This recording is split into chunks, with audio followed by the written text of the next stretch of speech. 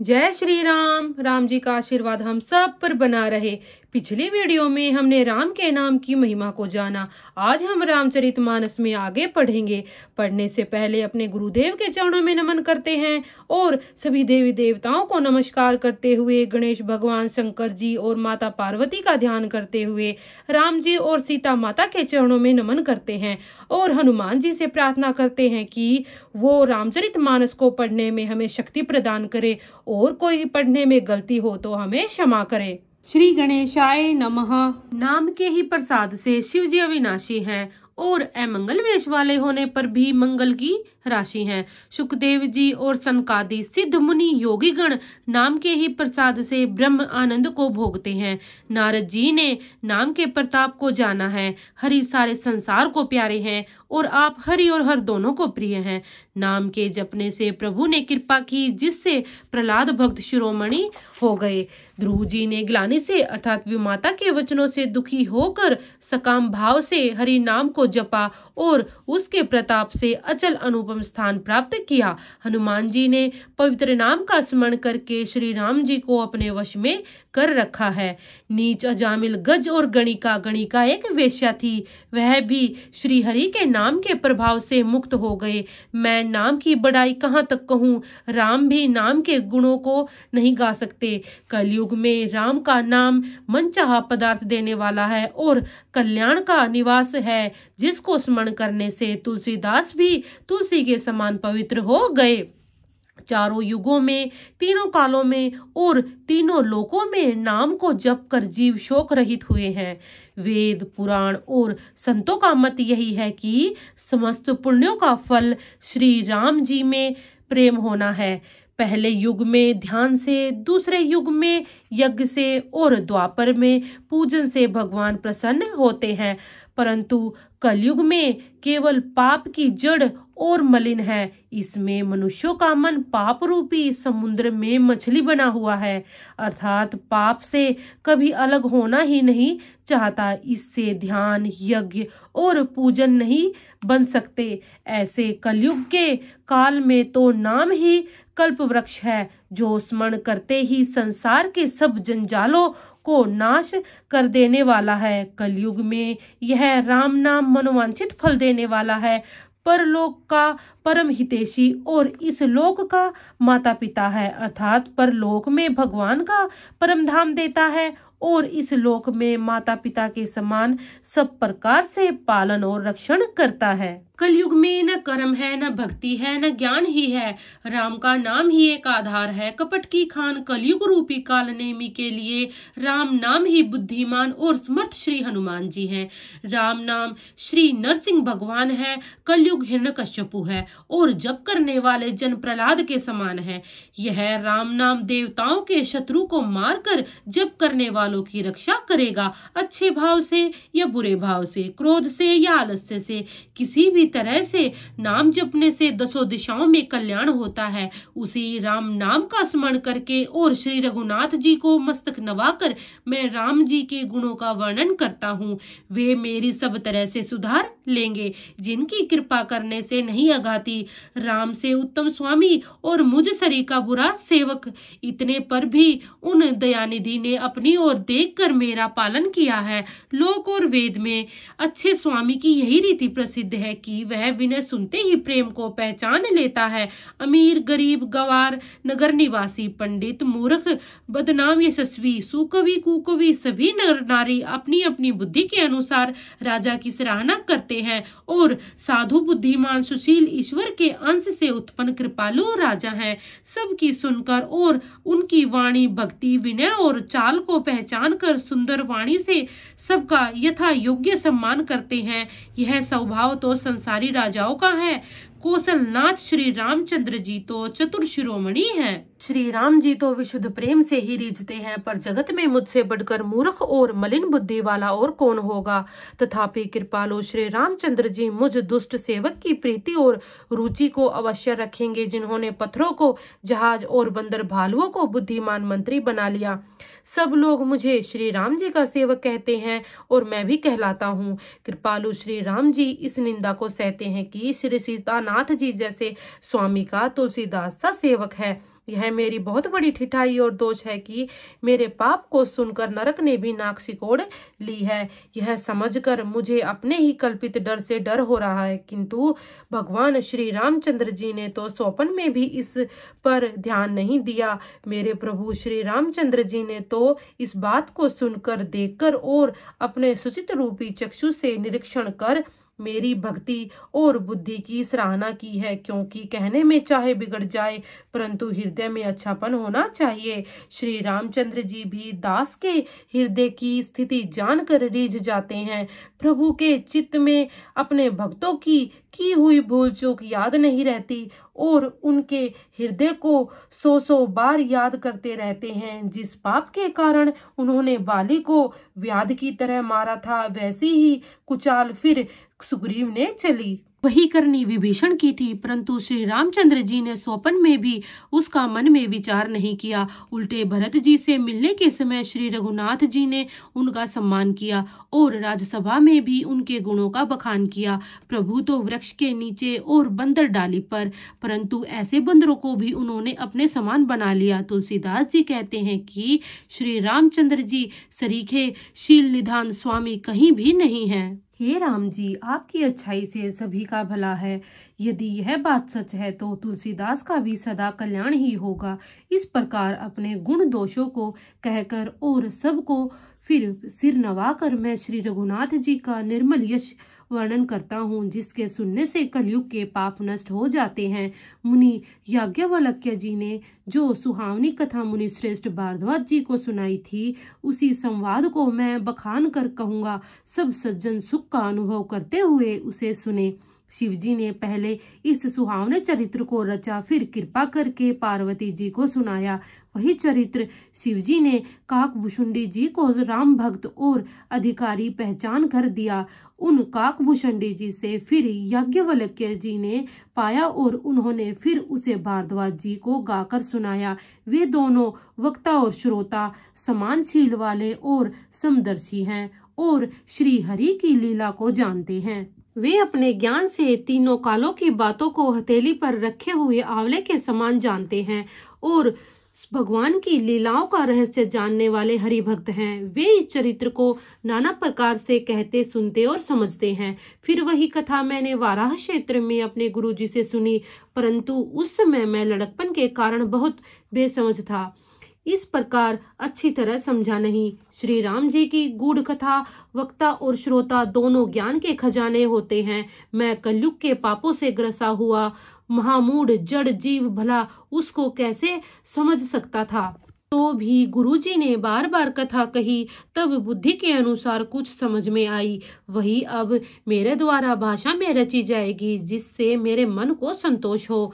जैसे कुछ मुझ में बुद्धि और विवेक का बल है, मैं हृदय में हरि की प्रेरणा से उसी के अनुसार कहूँगा। मैं अपने संदेह, अज्ञान और भ्रम को हरने वाली कथा रचता हूँ, जो संसार रूपी नदी के पार करने के लिए नाव है। राम कथा पंडितों को विश्राम देने वाली है, सब मनुष्यों को प्रसन्न करने वाली है और कलयुग के पापों का नाश करने वाली है। राम कथा कलयुग रूपी सांप के लिए मोरनी है और विवेक रूपी अग्नि के प्रकट करने के लिए अरणी अर्थात मंथन की जाने वाली लकड़ी, अर्थात इस कथा से ज्ञान की प्राप्ति होती है। राम कथा कलयुग में सब मनोरथ को पूर्ण करने वाली कामधेनु गो है और सज्जनों के लिए सुंदर संजीवनी जड़ी है। पृथ्वी पर यही अमृत की नदी है और जन्म मरण रूपी भय का नाश करने वाली और ब्रह्म रूपी मेंढकों को खाने के लिए सर्पणी है। यह राम कथा असुरों की सेना के समान नरकों का नाश करने वाली और साधु रूप देवताओं के कुल का हित करने वाली पार्वती दुर्गा है। यह संत समाज रूपी क्षीर समुद्र के लिए लक्ष्मी जी के समान है और संपूर्ण विश्व का भार उठाने में अचल पृथ्वी के समान है। यमदूतों के मुख पर कालिख लगाने के लिए यह जगत में यमुना जी के समान है और जीवों को मुक्ति देने के लिए मानव काशी ही है। यह श्री राम जी को पवित्र तुलसी के समान प्रिय है और तुलसीदास के लिए हुलसी अर्थात तुलसीदास जी की माता के समान हृदय से हित करने वाली है। यह राम कथा शिव जी को नर्मदा के समान प्यारी है। यह सब सिद्धियों की तथा सुख संपत्ति की राशि है। सद्गुण रूपी देवताओं के उत्पन्न और पालन पोषण करने के लिए माता अदिति के समान है। श्री रघुनाथ जी की भक्ति और प्रेम की परम सीमा सी है। तुलसीदास जी कहते हैं कि राम कथा मंदाकिनी नदी है, सुंदर चित्रकूट है और सुंदर स्नेही वन है जिसमें श्री सीता राम जी विहार करते हैं। श्री रामचंद्र जी का चरित्र सुंदर चिंतामणि है और संतों की सुबुद्धि रूपी स्त्री का सुंदर श्रृंगार है। श्री रामचंद्र जी के गुण समूह जगत का कल्याण करने वाले और मुक्ति धन धर्म और परम धाम के देने वाले हैं। ज्ञान वैराग्य और योग के लिए सद्गुरु हैं और संसार रूपी भयंकर रोग का नाश करने के लिए देवताओं के वैद्य के समान है। ये श्री सीताराम जी के प्रेम के उत्पन्न करने के लिए माता पिता हैं और संपूर्ण व्रत धर्म और नियमों के बीज हैं। पाप संताप और शोक का नाश करने वाले तथा इस लोक और परलोक के प्रिय पालन करने वाले हैं। विचार रूपी राजा के शूरवीर मंत्री और लोभ रूपी अपार समुद्र के सोखने के लिए अक्षत्य मुनि हैं। भक्तों के मन रूपी वन में बसने वाले काम क्रोध और कलयुग के पाप रूपी हाथियों के मारने के लिए सिंह के बच्चे हैं। शिव जी के पूज्य और प्रियतम अतिथि हैं और दरिद्रता रूपी दावानल के बुझाने के लिए कामना पूर्ण करने वाले मेघ हैं। विषय रूपी सांप का जहर उतारने के लिए मंत्र और महामणि हैं। ये ललाट पर लिखे हुए कठिनता से मिटने वाले बुरे लेखों को मिटा देने वाले हैं। अज्ञान रूपी अंधकार के हरण करने के लिए सूर्य किरणों के समान और सेवक रूपी दान के पालन करने में मेघ के समान हैं। मनोवांछित वस्तु देने में श्रेष्ठ कल्प वृक्ष के समान है और सेवा करने में हरिहर के समान सुलभ और सुख देने वाले हैं। सुकवि रूपी शरद ऋतु के मन रूपी आकाश को सुशोभित करने के लिए तारागण के समान और श्री राम जी के भक्तों के तो जीवन धन ही है। संपूर्ण पुण्यों के फल महान भोगों के समान है। जगत का छल रहित हित करने में साधु संतों के समान है।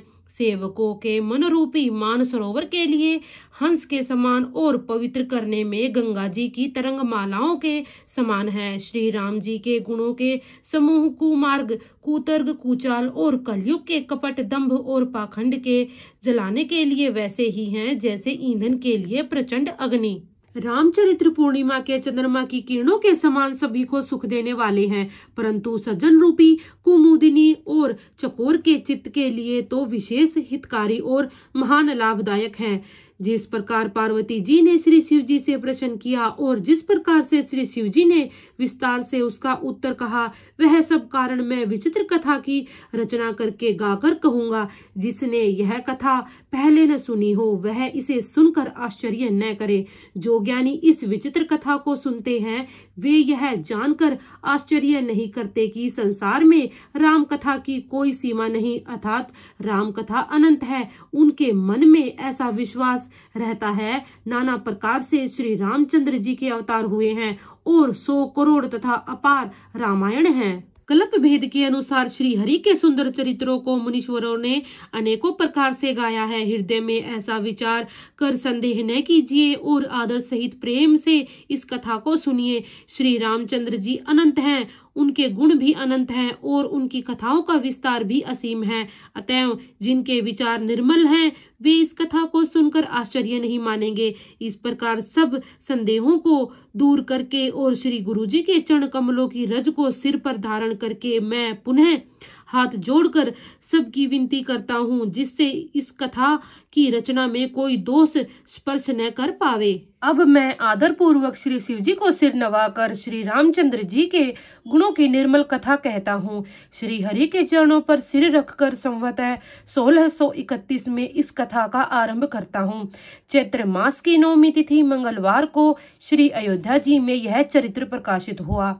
जिस दिन श्री राम जी का जन्म होता है वेद कहते हैं कि उस दिन सारे तीर्थ वहां चले आते हैं।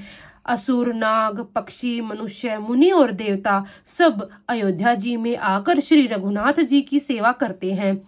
बुद्धिमान लोग जन्म का महोत्सव मनाते हैं और श्री राम जी की सुंदर कीर्ति का गान करते हैं। सज्जनों के बहुत से समूह उस दिन श्री सरयू जी के पवित्र जल में स्नान करते हैं और हृदय में सुंदर श्याम शरीर श्री रघुनाथ जी का ध्यान करके उनके नाम का जप करते हैं। वेद पुराण कहते हैं कि श्री सरयू जी का दर्शन, स्पर्श, स्नान और जलपान पापों को हरता है। यह नदी बड़ी ही पवित्र है, इसकी महिमा अनंत है, जिसे विमल बुद्धि वाले सरस्वती जी भी नहीं कह सकती। यह शोभायमान अयोध्यापुरी श्री रामचंद्र जी के परम धाम की देने वाली है, सब लोकों में प्रसिद्ध है और अत्यंत पवित्र है। जगत में 4 प्रकार के अनंत जीव हैं, इनमें से जो कोई भी अयोध्या जी में शरीर छोड़ते हैं वे फिर संसार में नहीं आते, अर्थात जन्म मृत्यु के चक्कर से छूटकर भगवान के परम धाम में निवास करते हैं। इस अयोध्यापुरी को सब प्रकार से मनोहर, सब सिद्धियों की देने वाली और कल्याण की खान समझकर मैंने इस निर्मल कथा का आरंभ किया, जिसके सुनने से काम, मद और दंभ नष्ट हो जाते हैं। इसका नाम रामचरितमानस है, जिसके कानों से सुनते ही शांति मिलती है। मन रूपी हाथी विषय रूपी दावा नल में जल रहा है, वह यदि इस रामचरितमानस रूपी सरोवर में आ पड़े तो सुखी हो जाए। यह रामचरितमानस मुनियों का प्रिय है। इस सुहावने और पवित्र मानस की शिवजी ने रचना की। यह तीनों प्रकार के दोषों, दुखों और दरिद्रता को तथा कलयुग की कुचालों और सब पापों का नाश करने वाला है। श्री महादेव जी ने इसको रचकर अपने मन में रखा था और सुअवसर पाकर पार्वती जी से कहा। इसी से शिवजी ने इसको अपने हृदय में देखकर और प्रसन्न होकर इसका सुंदर रामचरितमानस नाम रखा। मैं उसी सुख देने वाली सुहावनी राम कथा को कहता हूँ। हे सज्जनों, आदर पूर्वक मन लगाकर इसे सुनिए। यह रामचरितमानस जैसा है, जिस प्रकार बना है और जिस हेतु से जगत में इसका प्रचार हुआ है, अब वही सब कथा मैं श्री उमा महेश्वर का स्मरण करके कहता हूँ। श्री शिवजी की कृपा से उसके हृदय में सुंदर बुद्धि का विकास हुआ, जिससे यह तुलसीदास श्री रामचरितमानस का कवि हुआ। अपनी बुद्धि के अनुसार तो वह इसे मनोहर ही बनाता है, किंतु फिर भी हे सज्जनों, सुंदर चित्त से सुनकर इसे आप सुधार लीजिए। सुंदर बुद्धि भूमि है, हृदय ही उसमें गहरा स्थान है। वेद पुराण समुद्र है और साधु संत मेघ हैं। वे श्री राम जी के सुयश रूपी सुंदर, मधुर, मनोहर और मंगलकारी जल की वर्षा करते हैं।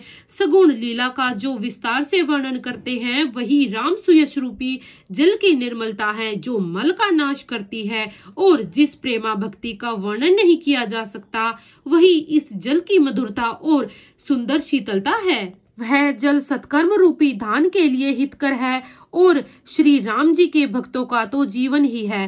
वह पवित्र जल बुद्धि रूपी पृथ्वी पर गिरा और सिमटकर सुहावने कान रूपी मार्ग से चला और मानस रूपी श्रेष्ठ स्थान में भरकर वहीं स्थिर हो गया। वही पुराना होकर सुंदर, रुचिकर, शीतल और सुखदायी हो गया। इस कथा में बुद्धि से विचार कर जो 4 अत्यंत सुंदर और उत्तम संवाद रचे हैं, वही इस पवित्र और सुंदर सरोवर के 4 मनोहर घाट हैं। 7 कांड ही इस मानस सरोवर की सुंदर 7 सीढ़ियां हैं, जिनको ज्ञान रूपी नेत्रों से देखते ही मन प्रसन्न हो जाता है। श्री रघुनाथ जी की निर्गुण और एक रस महिमा का जो वर्णन किया जाएगा, वही इस सुंदर जल की अथाह गहराई है। श्री रामचंद्र जी की और श्री सीता जी का यश अमृत के समान जल है। इसमें जो उपमाएं दी गई हैं, वही तरंगों का मनोहर विलास है। सुंदर चौपाइयां ही इसमें घनी फैली हुई कमलिनी हैं और